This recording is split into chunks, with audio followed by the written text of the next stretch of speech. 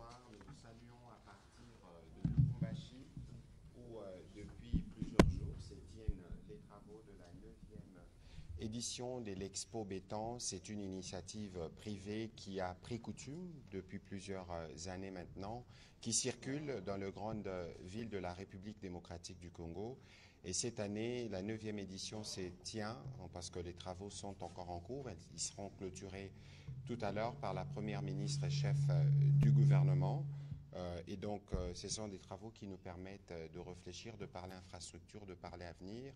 Le président de la République a fait l'honneur, justement, à tous ceux qui se réunissent pour réfléchir sur l'avenir au plan des infrastructures de la République démocratique du Congo, pour ouvrir ses travaux pendant son séjour de travail dans la province du Haut-Katanga, 48 heures, où nous avons eu notamment hier un conseil de ministres qui a été évidemment précédé par une réunion du Conseil de sécurité, par d'autres activités.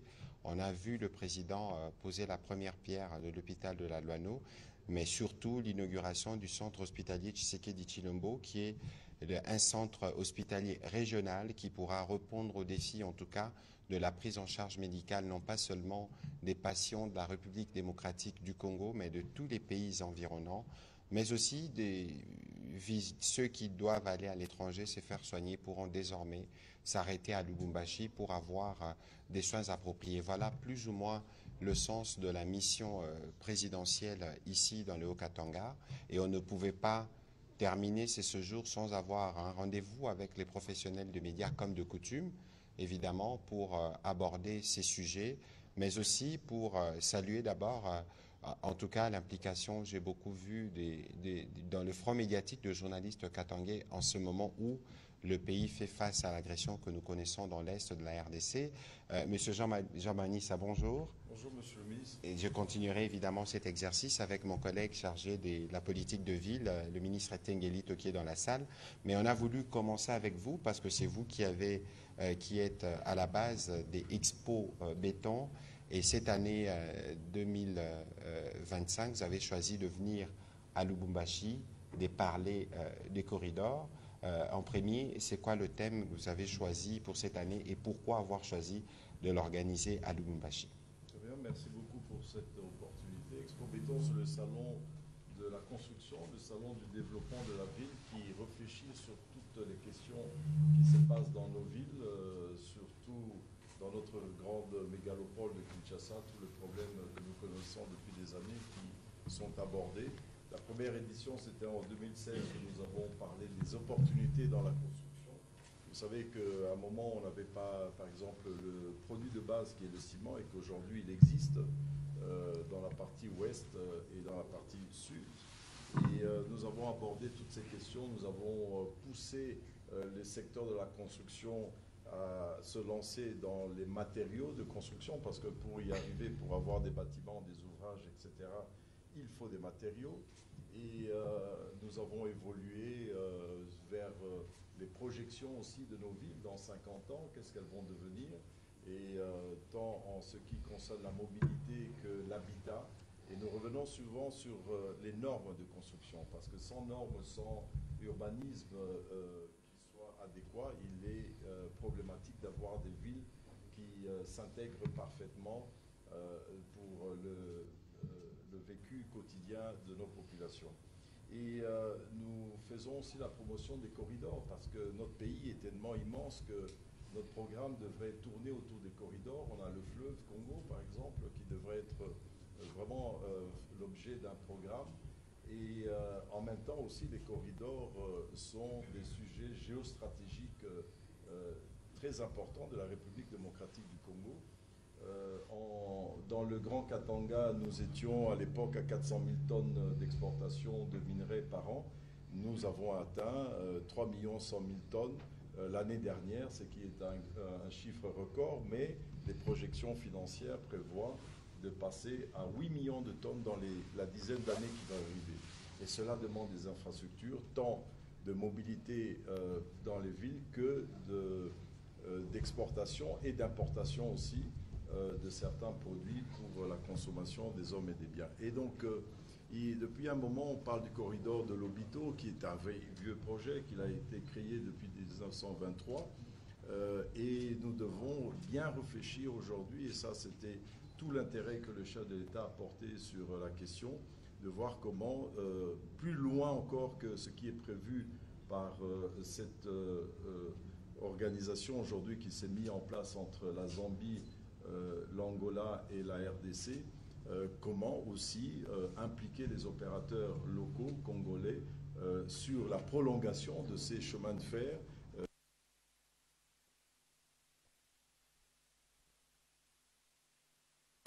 les zones d'habitation qui va traverser des cités rurales mais qui doivent être urbanisées. C'est tout le sens de ce que nous faisons dans la promotion de la bonne construction ainsi que des cités urbaines et qui devrait permettre à ce que cette mobilité permette justement les échanges des personnes et des biens.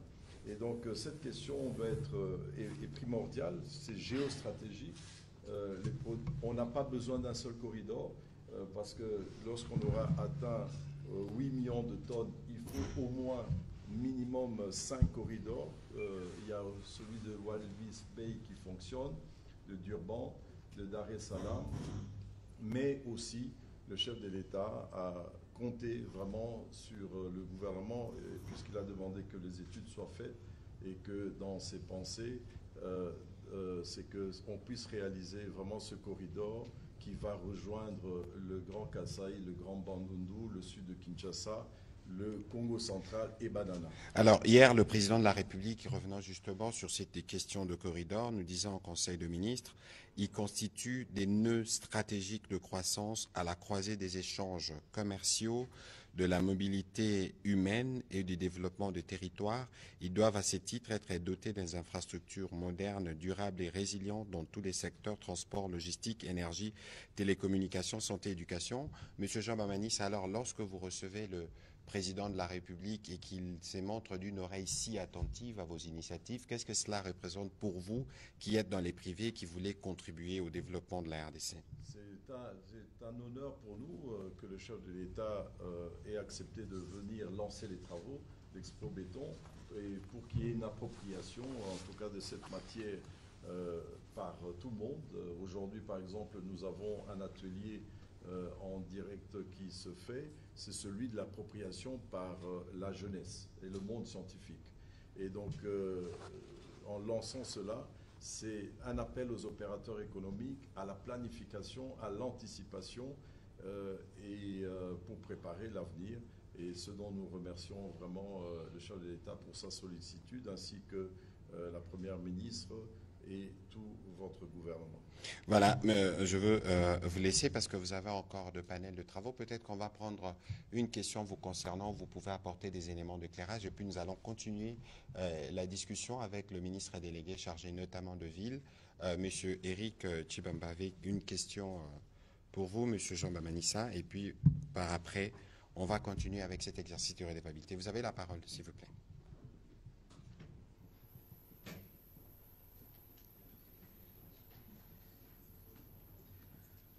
Merci, Excellence, Monsieur le Ministre, de m'avoir accordé la parole.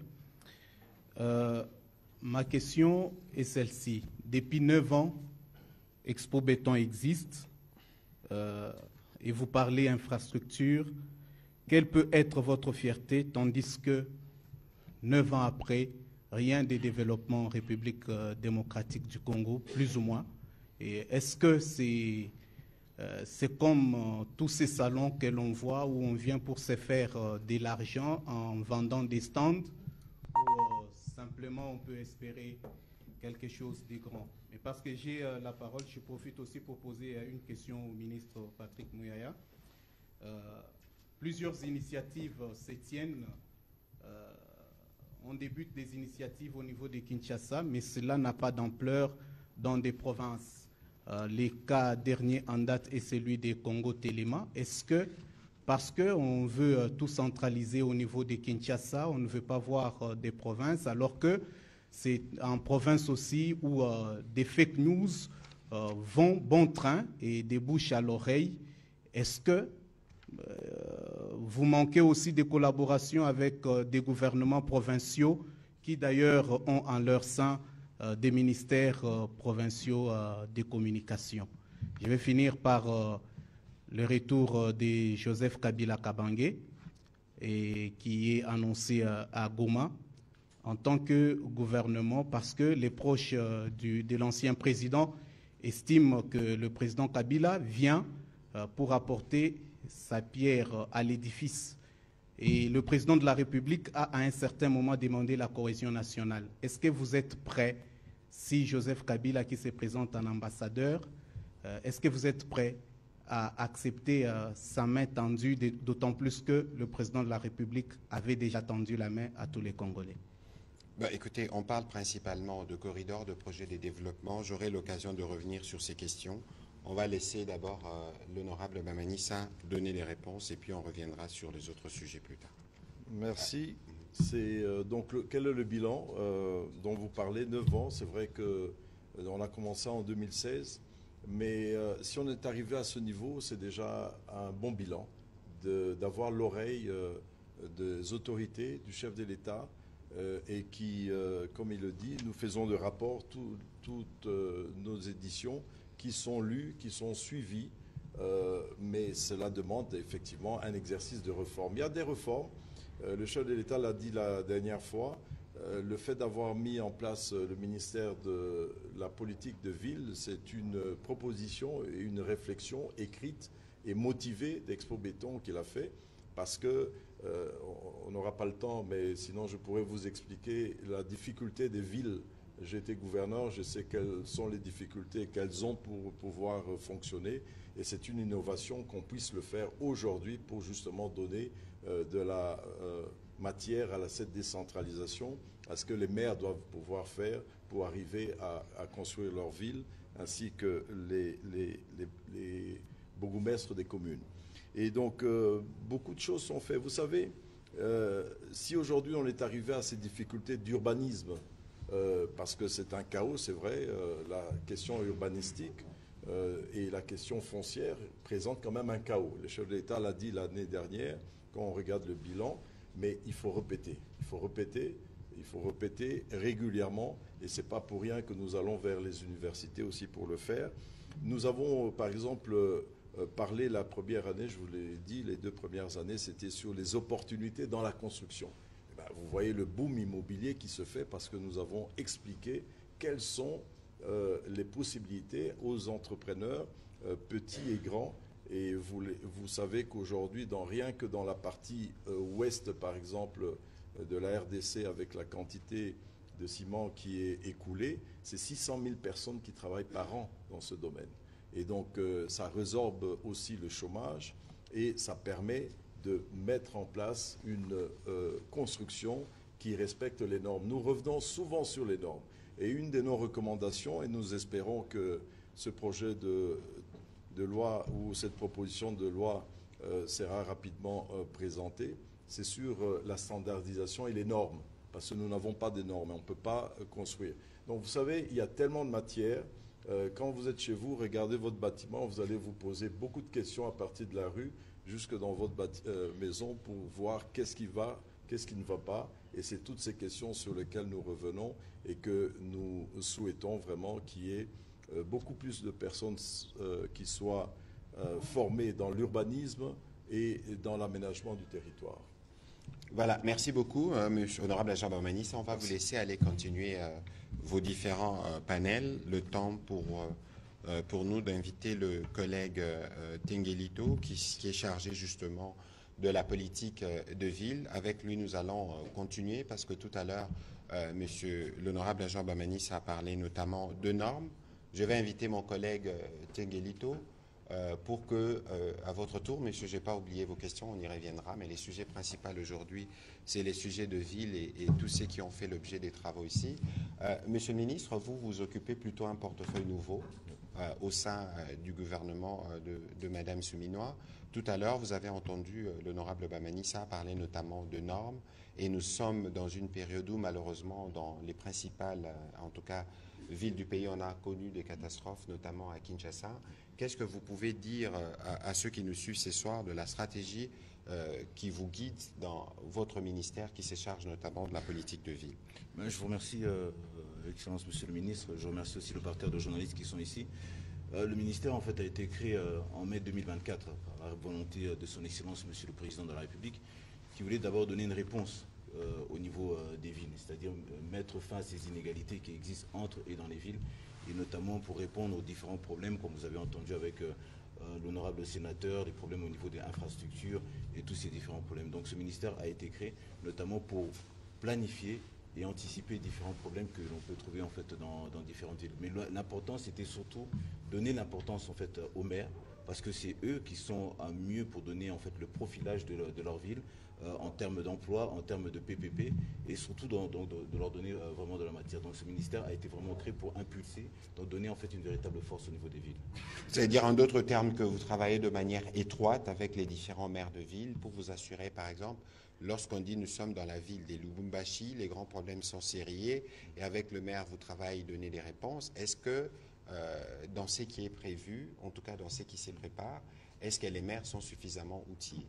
Vous avez entendu tout à l'heure l'honorable sénateur qui parlait des normes. Le plus important, c'est le respect des normes, parce que vous savez que nous avons une panoplie de textes. Vous savez qu'en matière d'infrastructure, vous avez le décret du 20 juin 57 en matière d'urbanisme, vous avez aussi l'arrêté interministériel d'octobre 1993 qui porte sur la protection des servitudes. Quand on parle de servitudes, ce sont les espaces verts, et on ne peut pas construire à moins de 20 mètres des cours d'eau, des chemins de fer, etc., etc.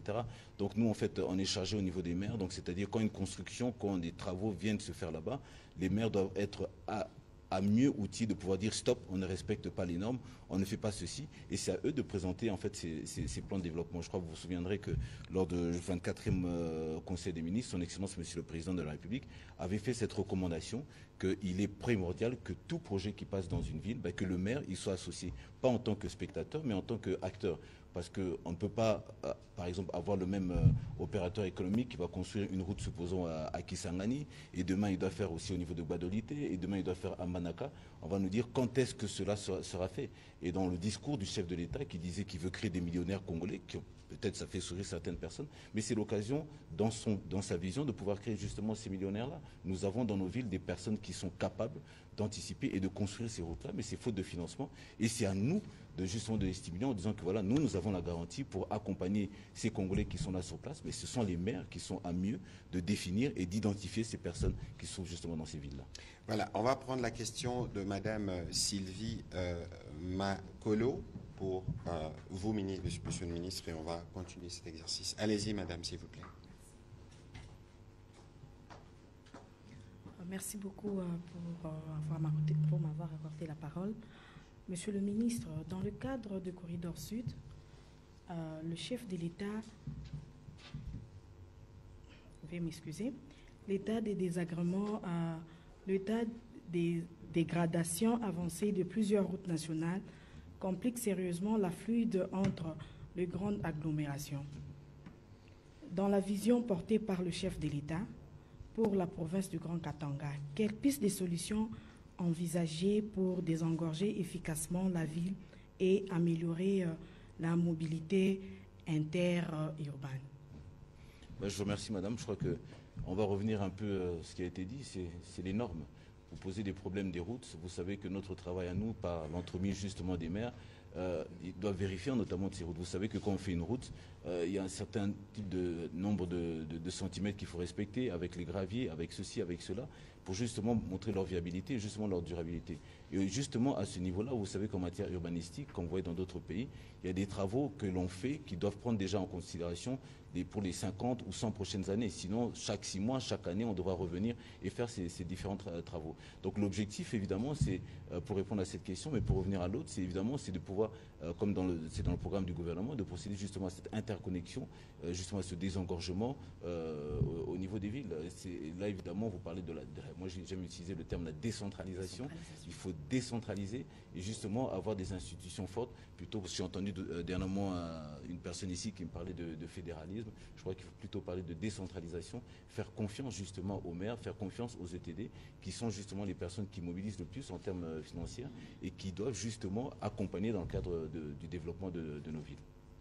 Merci. Voilà, merci beaucoup. On va prendre la question de M. Patient Lukusa.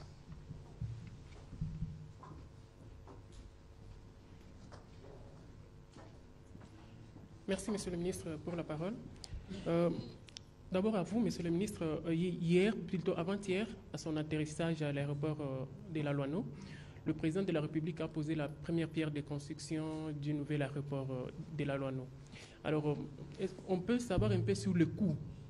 Et ça sera financé par le gouvernement central ou le gouvernement provincial. Alors, à Monsieur le ministre Didier Tengue, hier, aux côtés de votre collègue Guy Loando, vous avez eu à développer sur les stratégies à mettre en place pour moderniser des villes de la République démocratique du Congo. Mais les mêmes mots soulevés lors de cette conférence, notamment les mots qu'on a eu à rencontrer à Kinshasa, notamment la violation notamment des lits, des rivières. Ici, par exemple, à Lubumbashi, à côté en face de l'hôtel Caravia, le lit du lac Tchombe a été pratiquement vendu et ça a failli même coûter la fonction du vice-gouverneur ici, qui était à l'époque maire de la ville. Et derrière l'Institut Salaman, on avait aussi vendu des parcelles par l'ancien maire, et pourtant, tous les eaux qui quittent de l'autre côté passent par ces petits collecteurs-là, et ça risque, avec le temps, avoir des conséquences fâcheuses comme ce qui se passe à Kinshasa récemment. Voilà ma question. Quelles sont vous, en tant que ministre délégué, quelle est la politique ou quelles sont les politiques que vous avez mises en place pour que la ville de Lubumbashi ou les villes de l'espace Katanga qui sont concernées par les corridors de Lobito ne puissent pas tomber dans ce qui s'est passé à Kinshasa? Une réponse rapide d'ailleurs, avant que mon collègue ne puisse continuer. Je crois que les travaux de la modernisation de l'aéroport de la Loano seront financés par le gouvernement central. Je n'ai pas la hauteur du montant au moment où nous parlons, mais peut-être que plus tard on pourra vous renseigner. Mais l'objectif, comme le président de la République nous a rappelé en Conseil de ministres, c'est d'avoir un hub pour toute la partie australe, parce que vous savez que la République démocratique du Congo, c'est aussi la SADC. Et donc, et les plus souvent, la RDC, c'est les premiers pays d'ailleurs qui produit l'essentiel de minéraux qui passent par les autres pays. Et donc, l'idée, c'est d'avoir à Lubumbashi cette plateforme avec une nouvelle aérogare qui pourra avoir au moins 1 million de passagers par an et avoir toutes les fonctionnalités qu'il faut, non pas seulement en termes d'infrastructures physiques, mais en termes de matériel de navigation, pour nous assurer que nous avons accru les trafics. Parce que le corridor de Lobito que vous mentionnez justement, et les autres corridors, tels que le président de la République l'a dit, parce que les études sont en cours, qui doivent relier les autres provinces à cette partie du pays, nécessitent d'avoir justement toutes ces infrastructures en développement en même temps. Et donc il faut considérer que ce qui a été fait au niveau de la Loano et ce qui s'est fait au niveau des Lobito, finalement, tout finit par se connecter. Et ce n'est que de cette manière que nous pensons pouvoir donner une véritable opportunité à la République démocratique du Congo d'être de plus en plus compétitif et d'être de plus en plus relié, non pas seulement avec les provinces de la RDC, mais aussi avec les autres pays voisins, et pourquoi pas tous qui pourront venir par avion. Monsieur le ministre, allez-y pour vos réponses. J'aime beaucoup la question du cher ami ici, mais je crois qu'apparemment vous avez des problèmes avec vos maires ici, justement avec ce problème du lac Tchombe. Oui, on a été informé par rapport à cette situation. On a été informé par cette situation et le point avait été justement mené par mon ministère au niveau du Conseil des ministres. Je dois revenir dans une semaine pour justement traiter ce problème. Le lac Tchombe qui était là, qui existe, je crois que le monsieur a commencé d'abord par rembler, évidemment en tuant tout ce qui est l'écosystème, la flore et tout ça, et ça a justement emmené des mouvements, si je peux dire, insurrectionnels. Et donc il a pratiquement remblé sur pratiquement près de 2 hectares. Et du coup, en fait, en faisant dévier le cours d'eau. Mais encore une fois, je vous dis ça, comme ça a été décidé lors du dernier Conseil des ministres, toutes ces personnes qui construisent sur des zones non aedificandi, leur bien, il y aura d'abord des mises en demeure et on finira par casser ça. Vous savez, si on ne prend pas garde, d'ici peu, on risque d'avoir quelqu'un qui va se réveiller. Il va dire les avions ne peuvent plus voler dans le ciel parce que de toute façon il est chef coutumier, parce que cet espace lui appartient. Vous pouvez être par exemple opérateur économique, vous êtes chef d'une entreprise, vous êtes directeur général et vous avez des personnes à vous que vous avez placées dans différents postes, que vous leur demandez de faire appliquer ces textes et de faire respecter les normes. Parce que les normes qui existe vous interdit justement de poser de tels actes. Et nous avons, en fait, au sein du niveau du ministère de l'Urbanisme et Habitat, vous avez ce qu'on appelle GUPEC, qui est le guichet unique pour la délivrance, en fait, justement, des autorisations de bâtir, qui, en son sein, doit veiller justement à toute construction. Et quand une construction se fait, elle doit veiller, elle doit pouvoir dire, vous par exemple, vous êtes là, comment est-ce que vous allez évacuer vos immondices en matière d'évacuation des eaux et en termes de récupération. Et elle ne peut donner des autorisations de bâtir qu'à partir du moment où toutes ces conditions sont remplies. Donc, c'est-à-dire que vous avez respecté les normes, que vous êtes à moins vous êtes à plus de 20 mètres des cours d'eau, vous ne construisez pas en dessous des câbles de courant, tout ça, etc.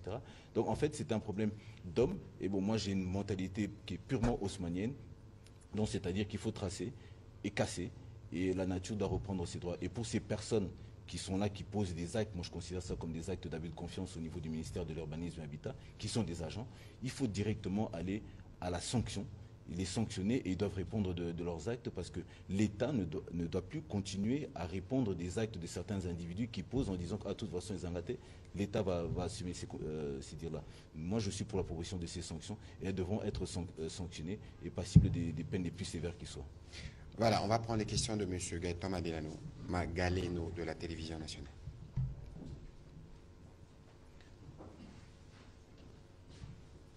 Bonjour, Leurs Excellences. Je commence avec le ministre chargé de politique de ville. Vous avez parlé de normes.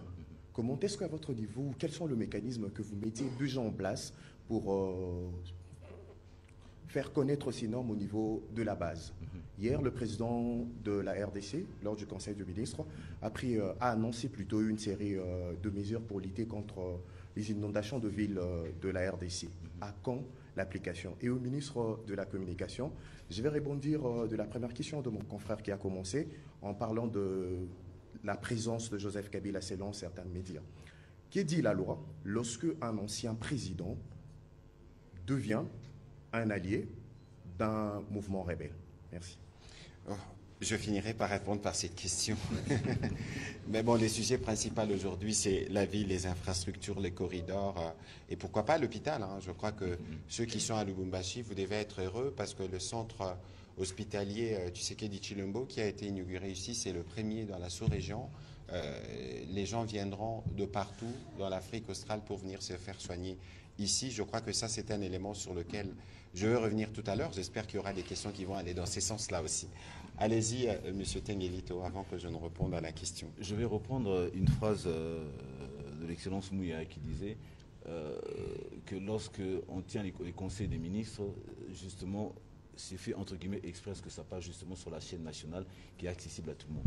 Donc c'est-à-dire les décisions des conseils des ministres, donc c'est-à-dire quand vous suivez la RTNC, donc vous avez déjà toutes ces décisions qui sont prises. Donc à moins de ne pas vouloir justement les lire ou les écouter, bon, cela n'incombe qu'à vous. Mais de l'autre, ce que je veux dire par rapport au respect des textes, lorsque les décisions sont prises, parce que je crois que vous avez parlé de son excellence, Monsieur le Président de la République, qui définit en fait une politique générale du pays, vous avez maintenant des différents ministères avec tous leurs services, je veux dire, qui sont en dessous, qui sont censés de vulgariser. C'est pour ça que nous avons la décentralisation, vous avez le gouvernement central, le ministre qui prend ses décisions sous forme d'arrêté, vous avez le gouvernement provincial, vous avez les représentants à tous les différents niveaux. Vous avez aussi au niveau des communes, vous avez au niveau des quartiers. Donc chacun à son niveau doit vulgariser ces textes-là. Je prends à titre d'exemple au niveau de la ville de Kinshasa, vous avez ce qu'on appelle l'édit 003 du 9 septembre 2013, qui porte mesures de protection sur l'assainissement et l'environnement de la ville de Kinshasa, qui dit clairement que vous ne pouvez pas jeter des matériaux de construction sur la voie publique, vous ne pouvez pas obstruer la voie publique, vous ne pouvez pas jeter des immondices sur la voie publique, vous ne pouvez pas déverser, etc., etc., et qui prévoit clairement les amendes qui vont de l'ordre à pratiquement de 50 000 francs congolais à 50 millions de francs congolais. Alors vous me direz, vous voulez que le président de la République descende pour appliquer cela? Je ne pense pas. Les textes sont là et il dit clairement qui doit le faire. C'est une loi provinciale. Vous descendez au niveau des communes. Donc chacun, en fait, ce que je veux dire pour répondre à vos questions, chacun à son niveau doit s'approprier en fait ces textes-là. C'est pour ça que vous avez au niveau des textes, vous avez vu la Constitution, vu ceci, vu cela, vu ceci, vu là, par exemple l'édit 001 tel. Le gouverneur décide ou prend un arrêté, arrête, tout ça, etc. Chacun à son niveau doit s'approprier cela. Donc les textes existent vraiment et il faut les appliquer. Vous avez, comme j'ai dit tout à l'heure, vous avez l'arrêté interministériel de octobre 1993 qui porte protection sur les servitudes et qui dit clairement ce qui doit être fait en matière de construction. Vous ne pouvez pas construire à moins de 25 mètres des câbles de courant, encore moins de 20 mètres des chemins de fer, moins de 20 mètres des cours d'eau. Pourquoi on ne le fait pas? Parce que vous avez des personnes qui se croient à l'abri de tout, et surtout nous aussi, les Congolais, on se dit, ah, comme on aime si bien dire dans nos termes en lingala, à ceux qui l'État azali, à Okanga, ceux qui azate, n'a continué n'angai.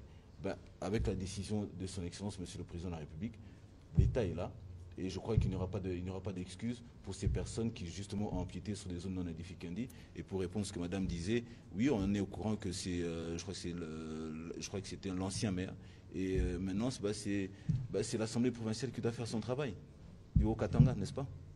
Merci. Écoutez, sur cette question, un petit complément. Le président de la République nous a dit dans la grande réunion qu'il a tenue cette semaine d'ailleurs, pour que ceux qui ont construit, parce que pour la plupart, les autorités urbaines rencontrent des difficultés quand il faut raser certaines infrastructures.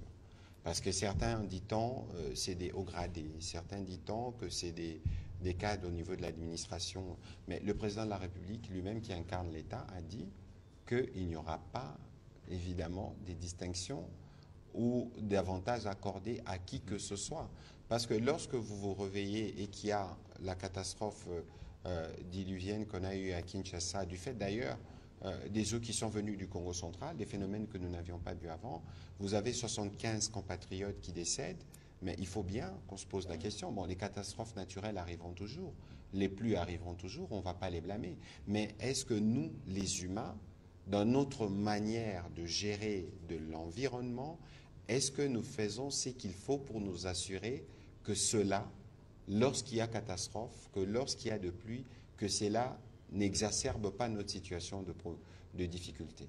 Et donc aujourd'hui, il est établi qu'il y a une responsabilité humaine du fait justement qu'on a construit dans des zones où il ne fallait pas construire. Alors, les gens vont se dire, les autorisations et tous ceux qui ont construit ont des titres, ceux qui ont construit ont reçu des autorisations des agents de l'État, etc. Mais ici, l'impératif qui vient en premier, c'est l'impératif de la préservation des vies. Et donc, il y aura une pédagogie, il y aura évidemment une campagne de sensibilisation qui va prévenir, qui va précéder tous ces actes. On va faire des communications soutenues là-dessus, mais pour tous ceux qui seront sur les sites qui sont identifiés. Et il faut savoir ici que le travail n'a pas été fait que pour Kinshasa. On a commencé par Kinshasa, mais vous avez des cas dans les Congo central et dans d'autres provinces, et ces mesures vont se répercuter dans les différentes provinces pour qu'on s'assure au moins que nous tous, nous faisons attention dans les respects de la norme, même s'il y a eu des faiblesses de certains agents de l'État, mais nous-mêmes, en termes de notre responsabilité, lorsque vous allez construire à 10 mètres alors qu'il faut 20 mètres à côté d'une ligne électrique, qui expose qui? Et donc, il y a dans ce qui se fait une responsabilité qui est la vôtre, comme citoyen, et une responsabilité qui relève de nous, comme État. Alors, sur votre question qui a commencé tout à l'heure, d'abord, il faut savoir que nous, le plus important pour nous aujourd'hui comme gouvernement, c'est de nous assurer d'abord que, par exemple, ici à Lubumbashi, il y a ces centres de santé qui permettent de donner de soins avec les matériaux des dernières générations. C'est aussi de voir comment on appuie les initiatives privées, notamment à travers l'initiative d'Expo Béton, pour avoir la corrélation entre l'État et les hommes d'affaires. Parce que l'enjeu ici, principalement, c'est d'abord un enjeu de comment nous travaillons à régler les problèmes de Congolais. Bon, maintenant, nous sommes dans une situation de guerre, je parlerai de la campagne Congolais Téléma aussi en même temps, où nous avons plus ou moins l'axe du mal qui est connu. Et aujourd'hui, les questions ayant trait à la situation du conflit sont pour la plupart déjà en discussion. Nous avons Doha, il y a le président Fornia Simbe qui a été désigné, et que s'il y a certains qui pensent qu'ils sont de l'axe du mal, et les moments venus, leur question sera traitée dans les cas de ce qui s'est fait. Alors, pour revenir spécifiquement sur ce que vous avez dit, bon, moi je n'ai pas vu, j'ai entendu évidemment, on a lu des articles, on attend de voir, on attend d'écouter, parce qu'il faut peut-être pas présumer de certaines choses, mais ici, il faut savoir d'abord que le président de la République en avait parlé depuis plusieurs semaines. On en avait parlé. Il disait que le président, son prédécesseur, était lié à l'AFC depuis plusieurs mois, on est dit. Bon, maintenant, qui décide de revenir?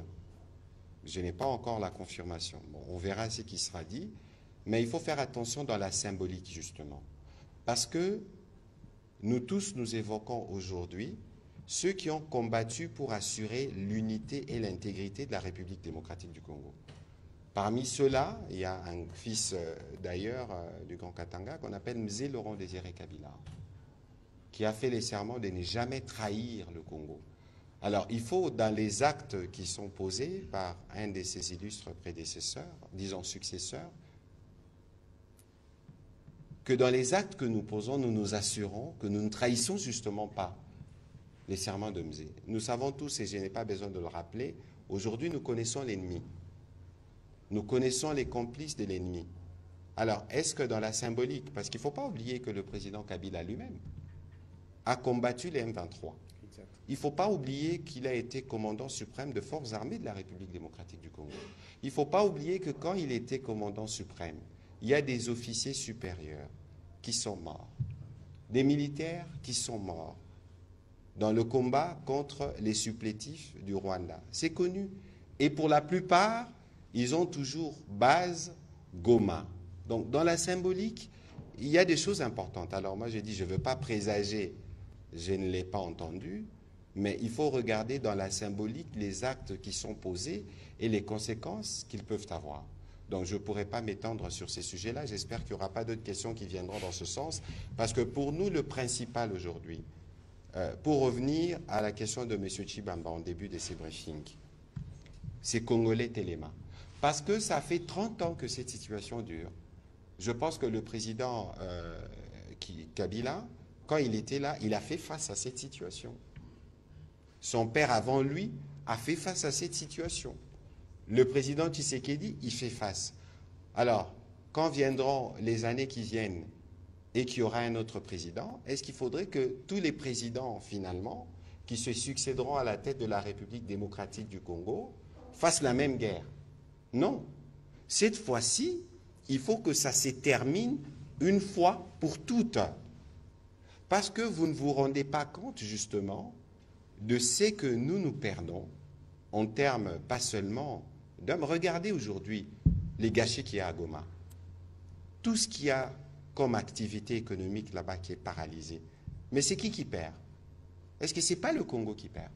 Tous ces milliers de morts qui sont morts là-bas, est-ce que ceux qui veulent se relier à ceux qui sont responsables de ces morts ne deviennent pas directement complices ou co-responsables justement de ces morts des Congolais? Donc aujourd'hui, il faut que nous, tous les Congolais, nous mettons à l'évidence. Qu'est-ce que nous voulons pour notre pays? Parce que cette guerre, ce n'est pas la guerre du président Tshisekedi.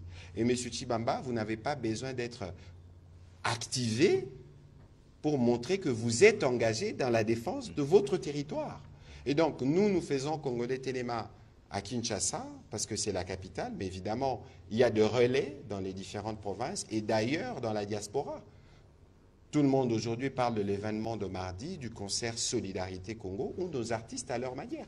Nous parlons de front militaire, nous parlons de front diplomatique, nous parlons de front judiciaire, nous parlons de front économique, nous parlons de front médiatique, mais on a rajouté front culturel, on a rajouté front scientifique, parce que les Congolais eux-mêmes se sont appropriés la situation.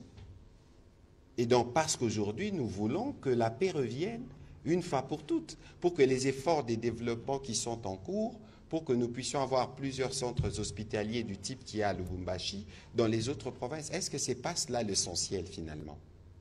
Et donc, nous sommes plutôt sereins derrière le président de la République avec justement la stratégie qu'on a mise en place sur tous les fronts qui nous permettent non pas seulement de terminer cette guerre pour maintenant, mais de la terminer pour toujours. Parce que nos compatriotes de l'Est, spécialement du Nord Kivu, du Sud Kivu ou de l'Ituri, méritent de vivre en paix. Et donc je pense que ça, c'est les messages essentiels que nous pouvons retenir, notamment du passage du président de la République. Ici, Madame, j'ai reçu des questions par message de certains journalistes, parce que hier, le président de la République a eu l'occasion de faire une réunion de conseil de sécurité pour passer en revue toute la situation sécuritaire de la province. Madame Nadine, vous pourrez dire au journaliste Jules Mbouyou que la question, que ce soit la question de Bakata Katanga, que ce soit toutes les questions, en tout cas liées à la fois à la sécurité au niveau de ville, mais aussi à la sécurité à un autre niveau, c'est des questions qui sont suivies de près. Et le passage du président de la République ici pour une mission de 48 heures lui a permis de suivre à davantage et de donner des instructions pour que ceux qui sont aujourd'hui responsables de la sécurité dans cette partie du pays puissent continuer à y travailler. Ce qu'il faut noter ici de fort, c'est qu'à la fois à Kinshasa, à la fois ici à Lubumbashi et partout où nous passons, nous sentons une chose, c'est que tous les Congolais tiennent à l'unité et à l'intégrité du territoire. C'est bien l'élément le plus important, n'en déplaise à ceux qui pensent pouvoir tirer profit de la division, alors que nous sommes plutôt devant une situation qui requiert de tous les Congolais partout où ils se trouvent l'unité. Alors on va continuer avec Madame Pascaline Bayo, et puis on prendra la question de M. Fumbisha, mais M. Banani, ça n'est plus là, et on terminera par Madame Blandine Yaba.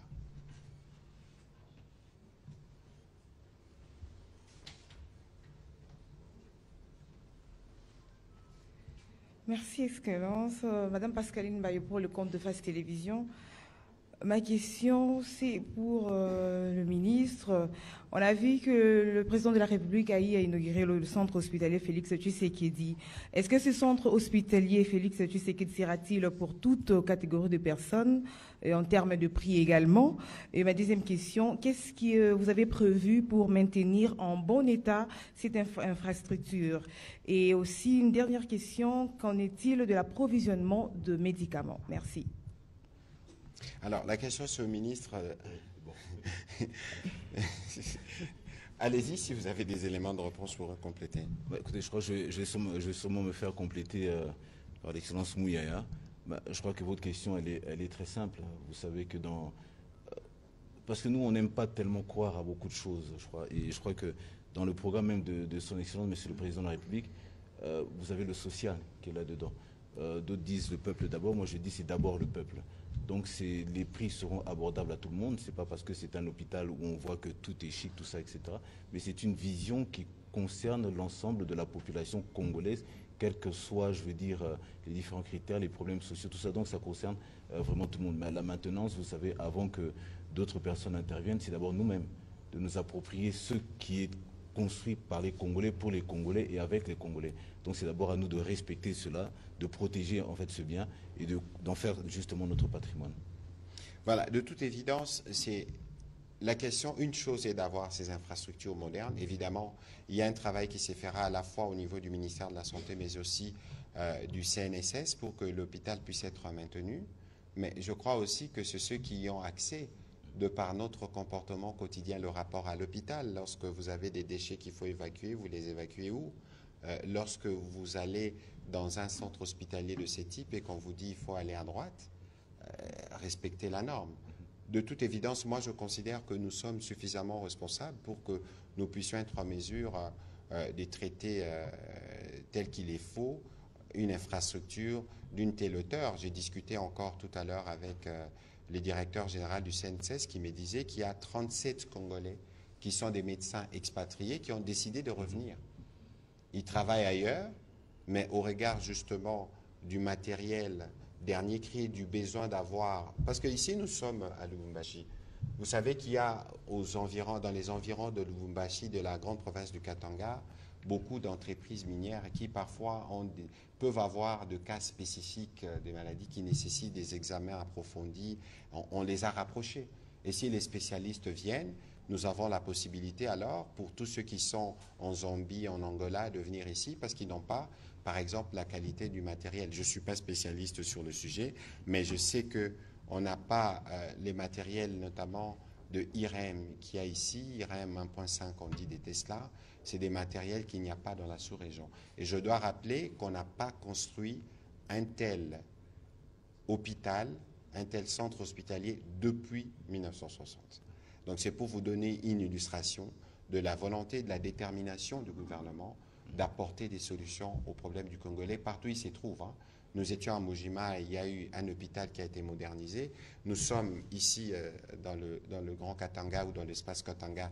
Il y a cet hôpital qui peut servir à traiter des pathologies qui viennent de partout dans le pays. C'est ce qu'il nous faut d'être les réponses aux problèmes du Congolais. Alors, on va prendre la question de Madame Yaba. J'ai l'impression de ne pas épuiser la question de M. Gaëtan parce qu'il y avait des aspects, notamment de la loi. Je pourrais peut-être y revenir à la fin. Bon, Edmond Izouba, on va terminer avec vous. Vous pouvez poser les questions en même temps. Merci, comme ça, on va les Excellence, noter pour la terminer. question. Oui, allez-y.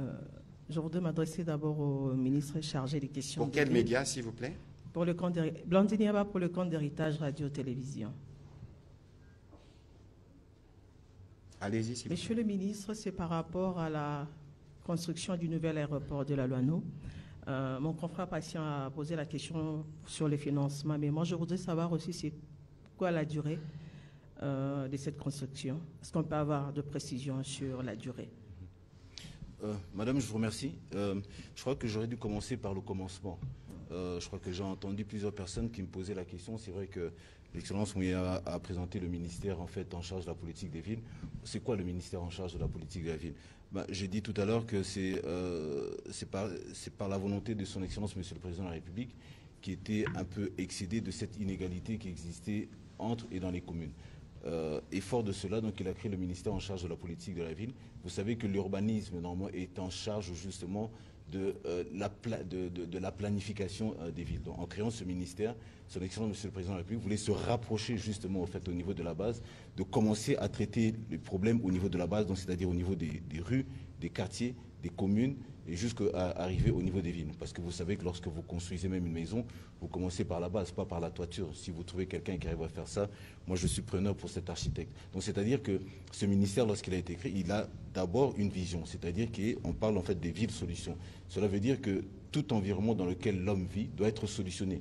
Donc il est placé au centre de toute chose. Et lorsque cette maison est construite, elle doit répondre justement à ces normes-là. On doit savoir que cette maison qu'on construit ici, c'est à usage industriel, commercial, etc. Les routes qui doivent passer doivent respecter les normes. On ne doit pas construire à tel endroit, que ce soit en matière d'infrastructure. En fait, bref, j'en passe. Et donc il y a une feuille de route qui a été dessinée, qui a été acceptée par son Excellence Madame la Première ministre, qui dessine clairement que c'est classé en deux catégories sous forme de décret. Le premier qui porte la création des conseils nationaux des villes, qui justement qui est un organe purement consultatif, qui rassemble les maires avec leurs problèmes, avec leurs visions, avec leurs projets.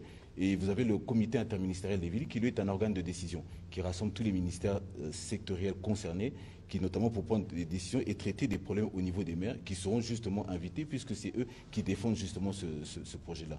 Vous avez un Fonds national des villes qui lui en fait chargera d'intervenir pour justement intervenir de manière urgente au niveau des villes et l'ANRU et pour aboutir notamment au plan national des villes. Mais quant maintenant à l'aéroport, j'avais dit ça tout à l'heure, vous savez, l'urbanisme dans sa planification veut que lorsque l'on construit quelque chose puisse durer entre 50 et 100 ans. Là, ce qui a été prévu, c'est normalement entre 40 et 50 ans. Mais l'objectif, c'est que tous les travaux que l'on fait doivent durer 50 ans ou 100 ans, parce que sinon, on aura à reprendre à chaque fois ces travaux, chaque année. Et donc, évidemment, on va voir ça avec le constructeur. Mais l'objectif, et tel est notre ministère, dans le cadre de la planification, on pose justement ces conditions. On veut que ça respecte ces normes-là en matière de durabilité. Le minimum, ça doit durer 50 ans et notamment arriver à 100 ans. Et ça doit être des projets qui doivent respecter ces normes-là en termes de durabilité aussi. Excellence Patrick, une dernière question, c'est par rapport au Grand Katanga. C'est un grand espace avec comme 4 provinces démembrées. Mais souvent, quand il y a des organisations, nous voyons plus qu'elles sont organisées au niveau de la province du Lualaba et du Haut-Katanga. Pourquoi la province du Haut-Lomami est dans les oubliettes? La ville de Kamina aussi, je crois qu'elle figure parmi les grandes villes. Est-ce qu'elle ne pourrait pas aussi avoir un nouvel aéroport? Bon, déjà, elle n'a pas d'aéroport, c'est un aérodrome. Est-ce que vous pouvez aussi penser à cette ville qui est Kamina? Oui, Merci beaucoup. Oui, bien sûr, c'est ça aussi le rôle de notre ministère. Vous savez que je suis en contact permanent avec tous les maires des 35 villes que nous avons ici. Il pose, c'est vrai, plusieurs problèmes parce que vous savez qu'on est passé de 11 provinces à 26, donc évidemment les problèmes ont été multipliés par 2. Mais je ne suis pas vraiment de ceux qui disent que oui, parce qu'on n'a pas un aéroport, qu'on est une province pauvre ou on est une ville pauvre, tout ça, etc. Je ne suis pas d'accord. Chacun dans ses attributions doit pouvoir en fait développer. Donc on aura de toutes les façons des provinces ou des villes qui auront vocation agricole, d'autres vocation industrielle, etc., etc. Et chacun justement doit mettre à profit ces capacités et ces avantages-là pour les développer. Je prends toujours un petit exemple que j'avais lorsque j'étais bourgmestre de la commune de Kintambo, qui était l'une des plus petites communes justement de la ville de Kinshasa. La province, elle a eu son statut parce que proximité avec les institutions, elle était toute petite. Mais elle était vouée à sa disparition. On disait qu'elle n'était pas riche ou quoi que ce soit. Mais en termes de réalisation et d'assignation, on faisait même plus de recettes que d'autres communes aussi. Donc ça dépend des animateurs qui sont là. Et c'est la vision de son excellence Monsieur le Président de la République en créant ce ministère. C'est justement de stimuler justement ces personnes qui sont là, de les pousser à se surpasser. Parce que vous occupez la fonction publique, vous devez savoir que vous avez des devoirs et non des droits. Merci beaucoup. Voilà, merci, Monsieur Edmond Izuba. Bon, Monsieur Fumbisha, finalement, vous tenez à poser votre question. Venez, vous allez la poser. Merci.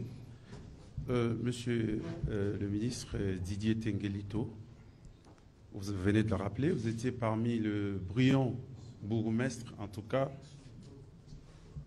Pardon? Allez-y, s'il vous plaît. Vous étiez parmi les brillants bourgmestres de la commune de Kintambo, une commune située dans l'ouest de la capitale de Kinshasa. Mais justement, on n'arrive pas à vous comprendre depuis que vous êtes devenu ministre en charge des politiques des villes. D'ailleurs, la dernière des photos où on vous voit dans des caniveaux, je ne sais pas si vous étiez en train d'écurer des caniveaux ou pas, a fait parler le Congolais, principalement les Quinois. Alors, au regard aussi de la situation, je dirais, pathologique ou cancéreuse ou de problématiques des villes congolaises, la RDC en détient plus de 30 villes. Combien avez-vous déjà, je dirais, passillonné ou en grande partie visité, et comment vous comptez y remédier à ce problème? Parce que généralement, quand il y a des problèmes d'inondation, c'est vrai, vous parlez des catastrophes naturelles, mais le seul discours, c'est des gens qui ont construit dans des zones non édificantes. Et ça date de longtemps. Quelle est la politique pour y remédier à cela? Ou sinon, si c'est la même réponse, peut-être que les Congolais comprendront que votre ministère n'a pas vraiment un portefeuille important. Merci. Ah bien, merci. Peut-être que vous avez l'impression que c'est un petit ministère et qui ne fait pas grand-chose. Mais je pense que c'est d'abord un honneur et un privilège d'avoir la sommité de l'État qui a pensé, à réfléchir aux problèmes qui concernent la base et de créer justement ce ministère. Je l'ai dit, notre ministère, c'est dans le cadre de la planification. Nous discutons avec les différents maires. Mon ministère, en fait, actuellement, on anticipe aussi ces différents problèmes. Nous sommes en mesure de vous dire, en termes de problèmes d'inondation, comment est-ce que cela peut être traité. Parce que nous travaillons notamment avec les urbanistes, les paysagistes, notamment au niveau de l'INBTP et autres que nous voulons mettre ensemble. Donc, c'est-à-dire nous créons en fait des protocoles, notamment les protocoles en fait au niveau de la lutte contre les inondations. On a présenté cela. Donc, chaque cas en fait est traité au niveau de notre ministère et on réfléchit comment solutionner en fait ces problèmes et de par sa transversalité. Vous n'avez pas encore de solution actuellement, vous réfléchissez? Non, mais quand je vous dis, oui, vous savez, quand on vous propose des solutions, après avoir réfléchi, peut-être vous proposez des solutions avant d'avoir réfléchi, mais je ne parierai pas vraiment par rapport à la solution. Mais on réfléchit d'abord, et ensuite, après, on a proposé des pistes de solutions. Des pistes de solutions, après les inondations, on a eu ça, parce qu'il faut constater quelque chose. Vous savez que notamment au niveau de la rivière Njili, en pratiquement 20 ans, en pratiquement, je crois, 30 ou 20 ans, on a perdu pratiquement plus de 20 mètres, en fait, au niveau de sa largeur. On est passé pratiquement de 65 mètres à 26 mètres. À peu près 40 mètres. Donc, et évidemment, comme mon collègue l'a dit ici, c'est la responsabilité humaine. Évidemment que l'on décrit ça. Je crois que vous m'avez écouté tout à l'heure, mon ministère qui n'a que 9 mois. J'ai dit que moi, j'ai une vision haussmannienne. Donc, c'est-à-dire que les personnes qui ont construit sur les zones non édificantes doivent évidemment assumer leurs responsabilités. Mon collègue lui-même l'a dit tout à l'heure, il y aura des mesures. Le chef de l'État lui-même qui a dit qu'il donne une mesure, une dimension politique, lui-même va appuyer cela, parce qu'il y a certaines personnes qui se cachent derrière des constructions pour influencer, par exemple, certains agents qui veulent descendre pour poser des actes. Donc il y aura évidemment cette décision politique, à partir du moment où vous avez cet appui politique de la sommité de l'État. évidemment que ça va suivre son cours. Bon, maintenant, quand vous parlez des différentes photos que vous m'avez vues, j'étais dans les caniveaux, ça vous a quand même bien fait parler, hein, je vois. Alors la deuxième question peut-être c'est de savoir, pardon, une petite question juste la suite, parce que la situation météorologique elle n'est pas bonne, de pluies sont annoncées, en tout cas les pluies dévastatrices. Quelles sont les dispositions que vous avez déjà prises?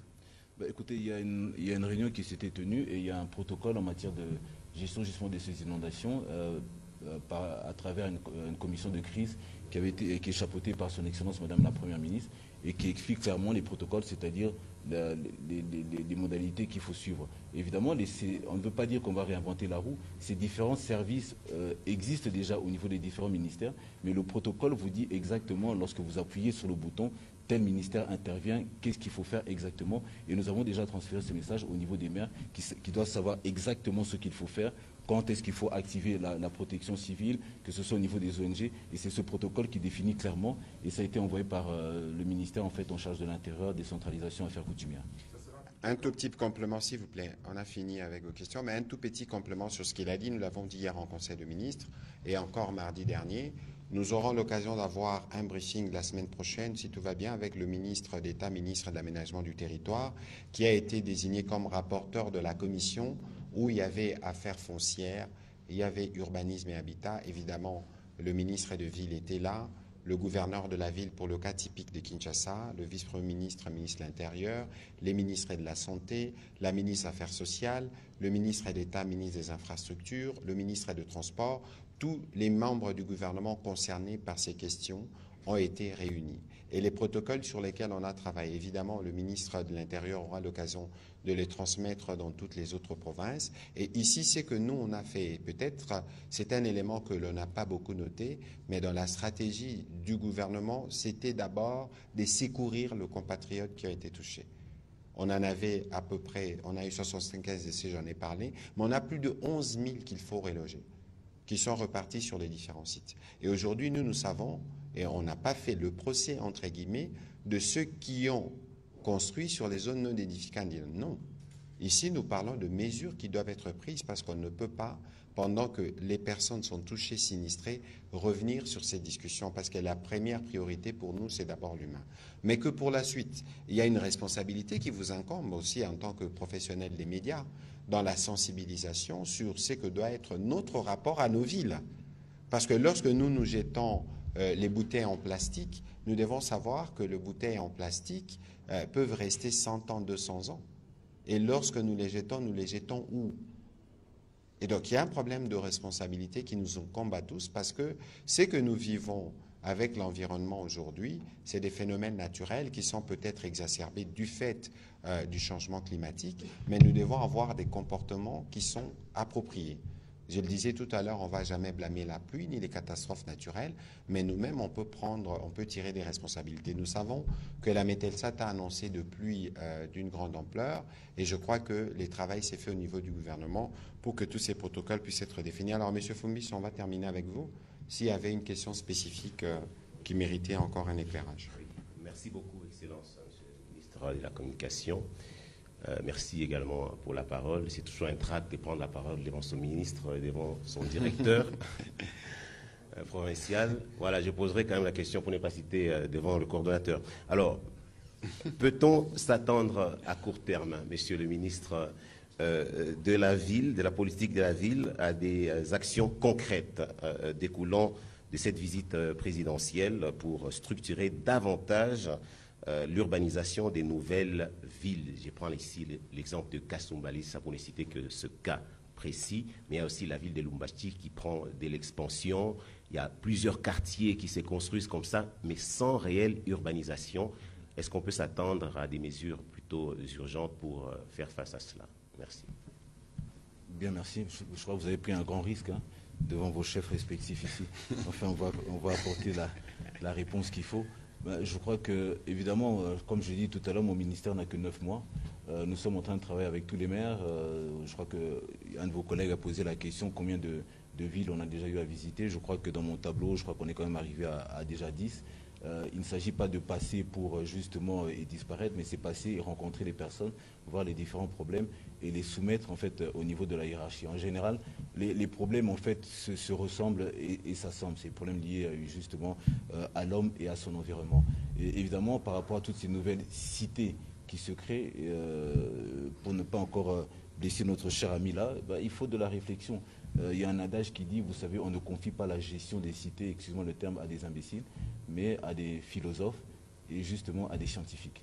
Donc ça demande de la réflexion pour avoir ces résultats-là. Donc nous réfléchissons en fait avec toutes ces personnes pour avoir ces résultats-là. Et je crois que c'est en train de prendre une bonne petite vitesse de croisière et je suis très optimiste. De toute façon, si le président de la République et la première ministre ont décidé d'écrire justement votre portefeuille, c'est parce qu'il y a un besoin de nous assurer que nos villes ne soient plus celles qu'elles étaient et que les villes à venir, au regard de notre croissance démographique, puissent se faire dans la norme. Et nous devons tous nous assurer, État comme citoyens d'ailleurs, que nous faisons un effort pour que les normes qui seront définies puissent être respectées.